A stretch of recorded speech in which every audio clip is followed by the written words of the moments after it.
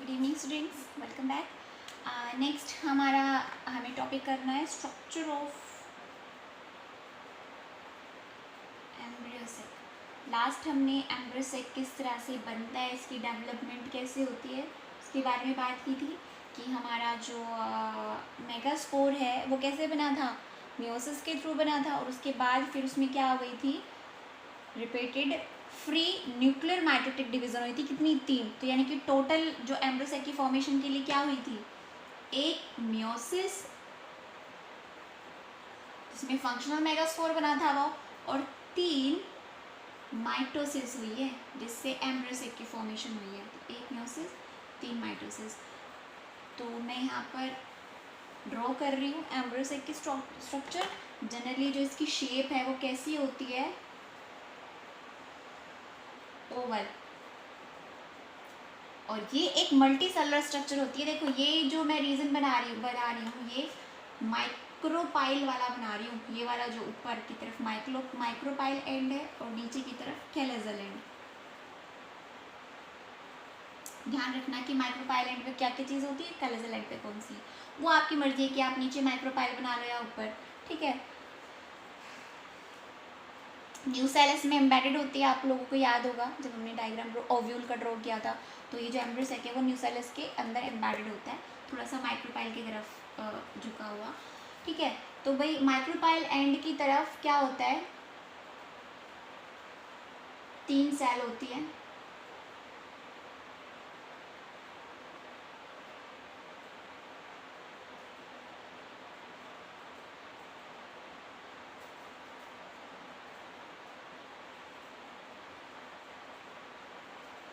Okay, और कैलेजल and की तरफ भी 3 सेल होती है, और बीच में होती है पोलर न्यूक्लियस। ओके, तो यानी कि जो एम्ब्रियोसेक है ये क्या है, एक मल्टी सेलुलर स्ट्रक्चर है। Multi cellular structure, multi cellular क्यों, क्योंकि इसके अंदर कई सेल्स हैं। 3 तो ये रही, 1 2 3, 3 ये रही, 1 2 3 6, और एक ये। एक क्यों बोल रही हूँ, क्योंकि ये जो दोनों सेल है ना, ये आपस में बाद में फ्यूज कर जाती हैं, सेंट्रल सेल बना लेती है फ्यूज करके। ठीक है, यानी कि मल्टी सेलुलर यानी कि 7 सेल्ड एंड 8 न्यूक्लिएटेड। भाई सेल तो 7 है लेकिन 8 न्यूक्लिएटेड क्यों, क्योंकि सेल फ्यूज किया है लेकिन इनका न्यूक्लियस थोड़ी फ्यूज हुआ है।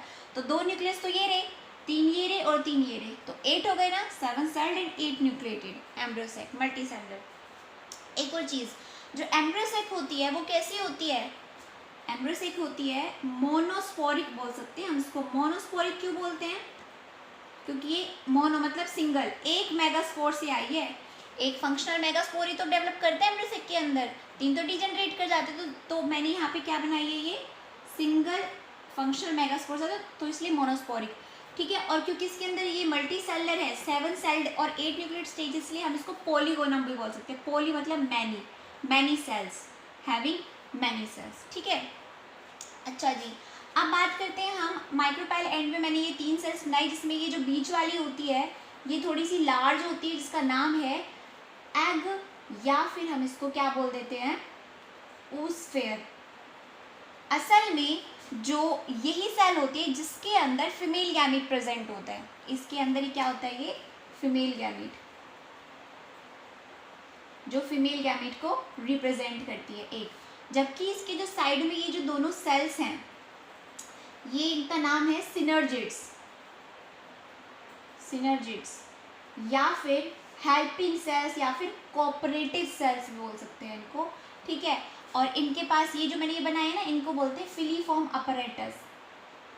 फिलीफॉर्म, फिंगर लाइक प्रोजेक्शन बनाई हुई है, फिलीफॉर्म अपरेटस। अब बात करते हैं कि भाई ये तो खैर फीमेल गैमीट है, इसका तो काम हमें पता है कि भाई फीमेल गैमीट है, मेल गैमीट के साथ फ्यूज करके आगे जाके जाइगोट देन एम्ब्रियो बनाएगी। इनका काम क्या होता है, सिनर्जिड्स का काम क्या होता है, देखो फर्स्ट ऑफ ऑल इनमें से एक सिनर्जिड जो है वो पोलन ट्यूब को रास्ता दिखाएगा, गाइड करेगा कि भाई यहाँ पे है, इधर आना है आपको, अंदर आना है, क्योंकि फीमेल गैमीट इधर है। तो सबसे पहला काम तो इनमें से एक सिनर्जिड पोलन ट्यूब को गाइड करेगा अंदर आने के लिए। ठीक है, और जो दूसरा जो सिनर्जिड है वो उस टाइम पर न्यूट्रिशन नरिशमेंट प्रोवाइड करेगा न्यूसेलस से खींच के डिराइव करके देने का, क्योंकि उस टाइम पे जो प्रोसेस हो रहा है उसको काफ़ी नरिशमेंट चाहिए। ठीक है, उसके बाद इन दोनों का काम खत्म हो जाता है। उसका तो पोलन ट्यूब एंटर करते ही खत्म हो जाता है, और उसका एंटर करके जैसे ही वो एंटर कर जाती है दूसरा भी सिनर्जी डिजनरेट कर जाता है। उसके बाद इन दोनों का काम खत्म, डिजनरेट कर गया। और उसके बाद जब डेवलपमेंट थोड़ी बहुत जो चल रही होती है उस टाइम पर एंटीपोडल्स कैलेजल एंड पे एंटीपोडल्स, इनका काम सिर्फ और सिर्फ किस में है, नरिशमेंट, न्यूसेलस से खींच के नरिशमेंट देके इस बीच इस एम्ब्रोसेक को प्रोवाइड करना। ठीक है, तो एंटीपोडल्स इनका भी काम क्या होता है, एंटीपोडल्स या एंटीपोडल सेल्स नरिशमेंट प्रोवाइड करना। ठीक है, बात क्लियर है। अब आती है सेंट्रल सेल की बात। सेंट्रल सेल सबसे लार्ज सबसे बड़ी सेल्स होती हैं। ठीक है, ये असल में इनको हम लोग पोलर न्यूक्लाई बोलते हैं, बाद में फ्यूज कर जाती हैं। ठीक है, ये सारी की सारी हैप्लॉइड है, मतलब इनके अंदर मियोसिस हो गई थी तो ये भी हैप्लॉइड, ये भी हैप्लॉइड, ये भी हैप्लॉइड, ये तीनों भी हैप्लॉइड। लेकिन ये क्योंकि पहले हैप्लॉइड होती है लेकिन बाद में क्या कर जाती हैं, फ्यूज, और क्या बना लेती हैं, सेकेंडरी न्यूक्लियस, जिसकी वजह से क्या हो जाती है, फ्यूज करके एक न्यूक्लियस से एक न्यूक्लियस से दोनों फ्यूज करके तो कैसे हो जाएंगे, डिप्लॉइड। हैप्लॉइड हैप्लॉइड जब फ्यूज करेगी तो कैसा हो जाएगा वो, डिप्लॉइड ना। ठीक है, तो ये हो जाती है डिप्लॉइड। ठीक है, अब अगर आप लोगों को याद हो तो जब आर्किस्पोरियस सेल्स थी, जब वो डिवाइड की थी, तो एक तो स्पोरोजिनस सेल जिसने ये मेगास्पोर वगैरह की फॉर्मेशन की थी, एक थी पेरिटल सेल। तो ये जो बाहर की सबसे आउटरमोस्ट कवरिंग है ना, ये पेरिटल सेल की वजह से ही बनी हुई है, तो याद होगा आपको। ठीक है, तो नेक्स्ट हमारा एम्ब्रोसेक हो गया। अब पहले हम बात करेंगे पॉलिनेशन की, कि भाई पॉलिनेशन, कि भाई पोलन ट्यूब कैसे आता है, पोलन ग्रेन कैसे आता है, पोलन ट्यूब की फॉर्मेशन कैसे होती है, सब चीज़ें।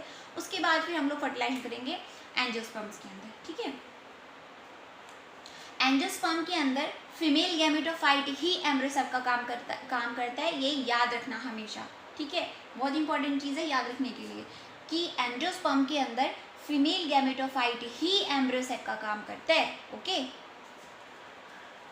तो नेक्स्ट हमारा जो लेक्चर रहेगा वो रहेगा पॉलिनेशन पर। ठीक है, ये जो मैंने एम्ब्रोसेक की स्ट्रक्चर आपको बताई है ये बहुत ही इंपॉर्टेंट स्ट्रक्चर है, इसको ज़रूर बनाना। और एक और काम है आपका, डिफ्रेंशिएट करना है आपको माइक्रोस्पोरोजेनेसिस और मेगास्पोरोजेनेसिस में।